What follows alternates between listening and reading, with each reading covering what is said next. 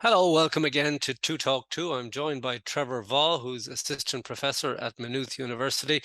Trevor, you run the MiLab, which is the design and innovation lab at Maynooth. What exactly does that do? Yeah, so MiLab, I guess we're funded by the Higher Education Authority to bring design into higher education. So I guess, help people question how we do things with the intention of trying to make them better, and we do that with staff and students. And we've worked on some really cool projects across the whole sector. And one of the projects I know you're working on is enhancing the annual student survey.ie. Can you tell me more about that? Yeah, so it's such an important project for us and for the country. And I guess our role in the project is to help the people behind it to maybe zoom out a little bit and kind of think about, now in a different time, what is it all about?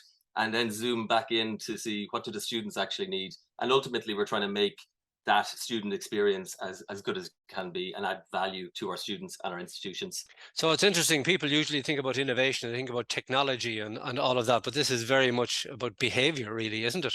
It's human insight. Yeah, so we call it human-centered design. So we start with the human, find out what their needs, goals, and motivations are, and then find technology to meet those needs. Well, good luck with that for the future. So, a few quick questions then. In the education world, who inspires you most? Uh, no one individual. I think anybody who asks the big questions, who questions the way we do things, and then looks for creative ways of doing things different and maybe doing things better. Hopefully, And the last book you've read, Trevor?